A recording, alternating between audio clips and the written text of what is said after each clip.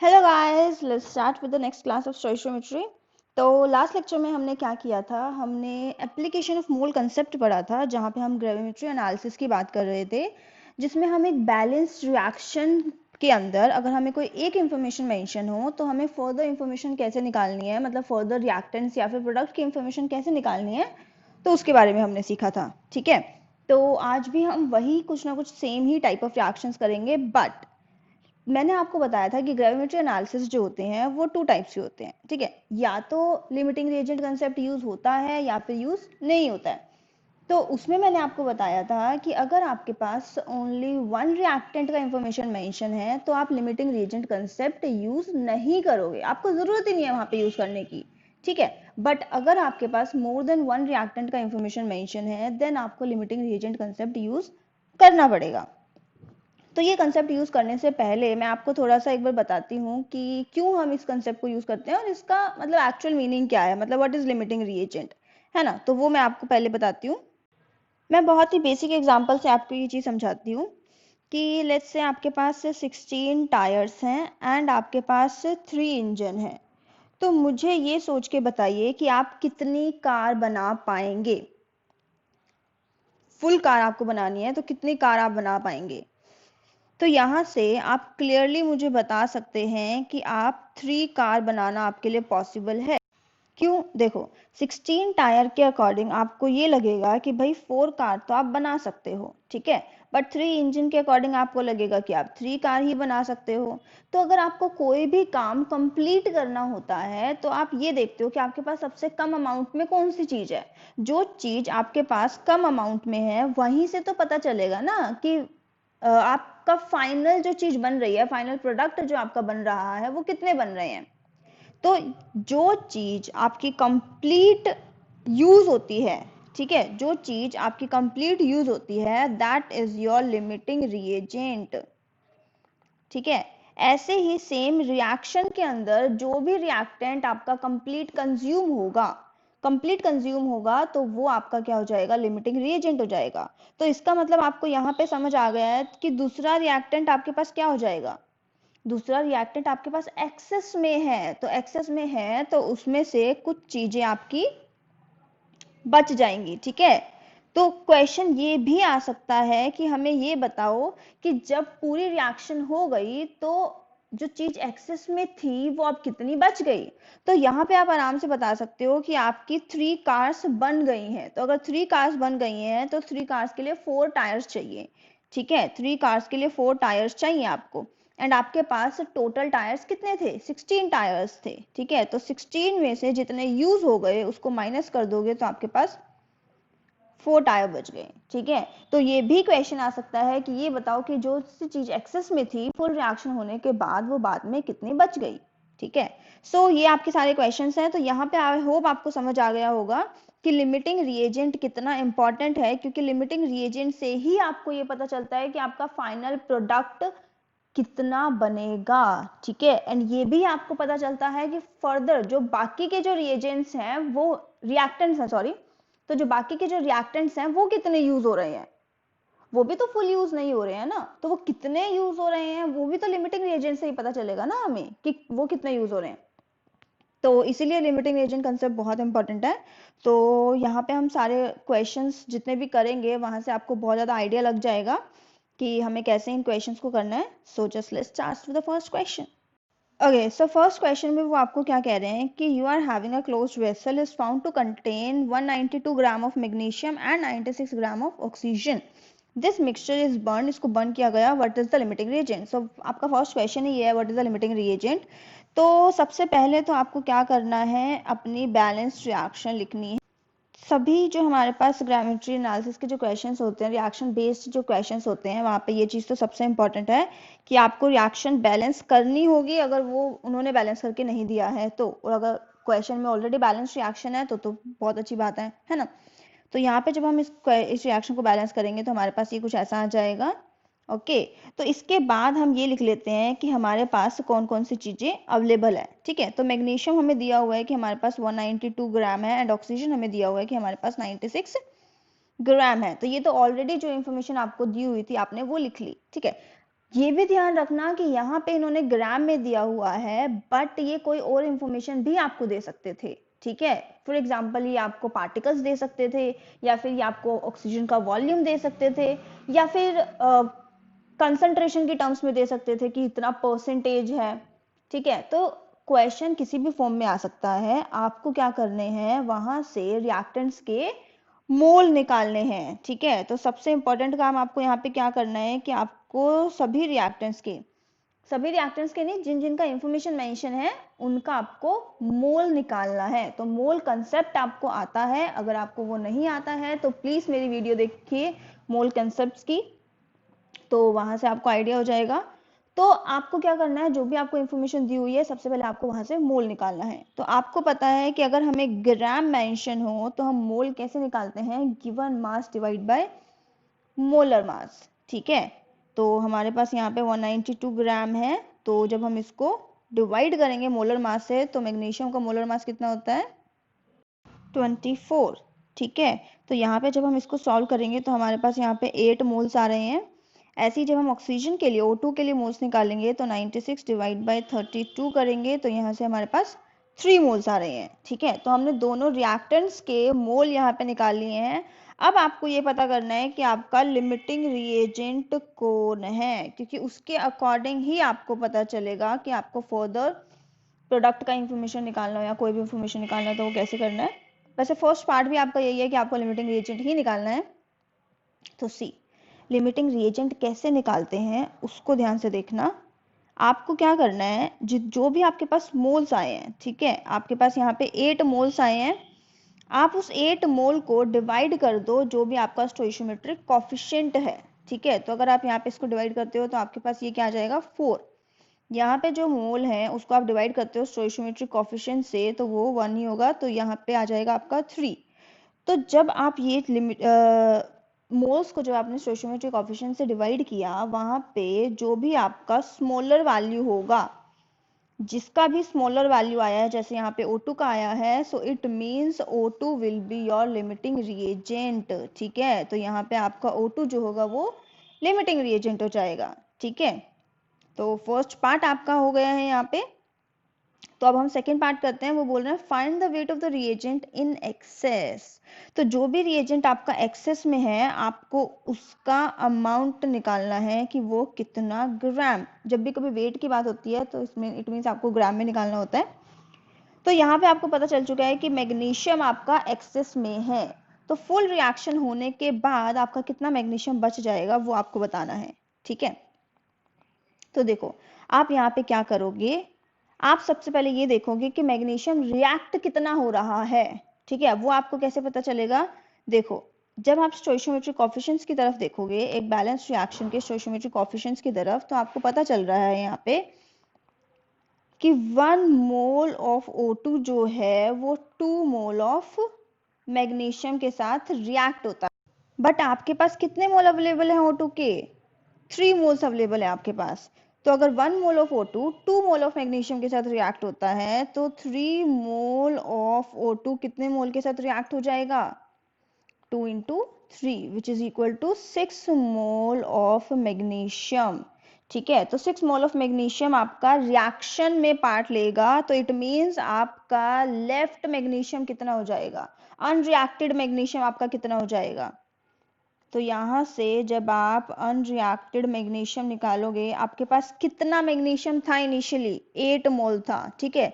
कितना रिएक्ट हो गया 6 मोल रिएक्ट हो गया, तो कितना बच गया 2 मोल ऑफ मैग्नीशियम आपका अनरिएक्टेड रह गया, ठीक है। तो इसी को अगर आपको मास में निकालना है तो आप मास में कैसे निकालोगे, तो मास ऑफ अनरिएक्टेड मैग्नीशियम, तो इसको आप 2 into 24 कर दोगे, मोलर मास से मल्टीप्लाई कर दोगे, तो जिसका आंसर आपके पास हो जाएगा 48 ग्राम। तो यहाँ पे आपको पता चल गया कि मैग्नीशियम का जो 192 ग्राम आपके पास मेंशन था उसमें से 48 ग्राम आपका अनरिएक्टेड रह गया है, ठीक है। सो बस we are done with this question. आपने लिमिटिंग रीजन भी निकाल लिया है एंड आपने अनरिएक्टेड मैग्नीशियम भी निकाल लिया है। ऐसे ही हमें सारे क्वेश्चंस करने हैं। सबसे पहले लिमिटिंग रिएजेंट निकालना है, तो वो मैंने आपको बता दिया है कि लिमिटिंग रिएजेंट आपको कैसे निकालना है हर एक रिएक्शन के अंदर, और कब निकालना है, जब आपके पास मोर देन वन रिएक्टेंट का इंफॉर्मेशन मेंशन। ठीक है, सो ये क्वेश्चन हमने कर लिया है, तो फटाफट से चलते हैं अपने नेक्स्ट क्वेश्चन की तरफ। ओके, सो नेक्स्ट क्वेश्चन आपका क्या है, यहाँ पे आपको बोल रहे हैं how many moles of P4 can be produced by a reaction, जहाँ पे आपको ऑल द थ्री रिएक्टेंट्स का इंफॉर्मेशन मेंशन है। ठीक है, एंड P4 आपको बताना है कि इसके कितने मोल्स आपके पास प्रोड्यूस हुए हैं।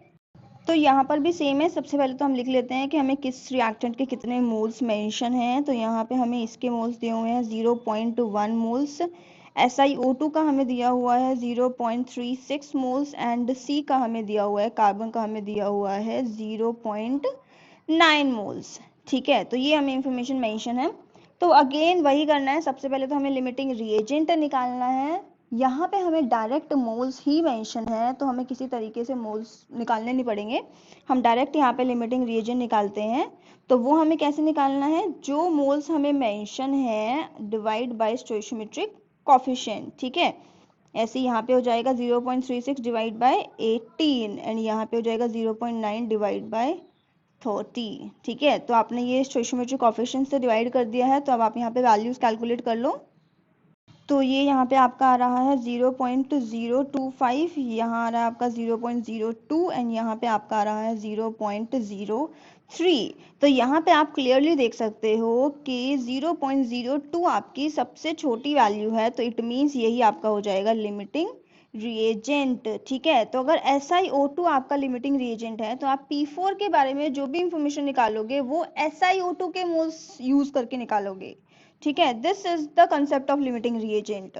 तो आपको क्या करना है, आप क्लियरली देखो कि आपकी जो बैलेंस्ड रिएक्शन है वो आपको क्या बोल रही है। बैलेंस्ड रिएक्शन आपको बोल रही है कि 18 मोल SiO2 के 3 मोल ऑफ P4 बनाते हैं। ठीक है, तो बैलेंस्ड रिएक्शन से आपको क्या पता चल रहा है कि 18 मोल ऑफ SiO2 से कितने मोल प्रोड्यूस होते हैं P4 के, 3 मोल ऑफ P4। ठीक है, एंड आपके पास कितने मोल्स मेंशन हैं, आपके पास है 0.36।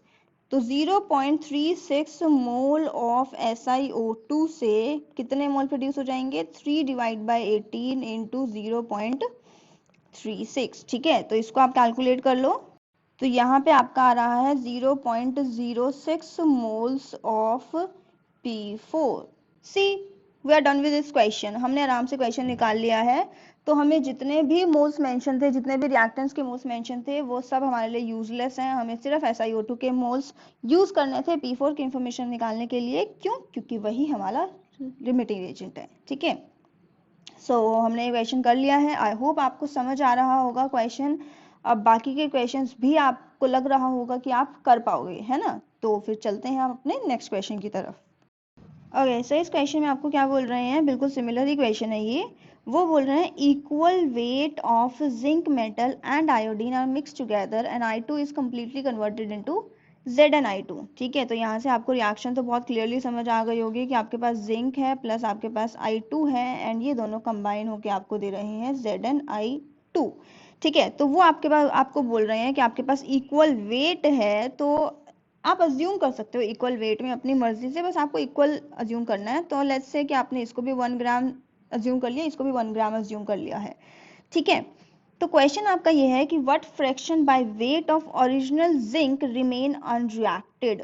ठीक है, पहली चीज तो यहाँ पे इन्होंने क्वेश्चन से ही बता दिया है कि आपका I2 ही लिमिटिंग रिएजेंट है और जिंक आपका एक्सेस में है, तभी वो बाद में अनरिएक्टेड रह गया है।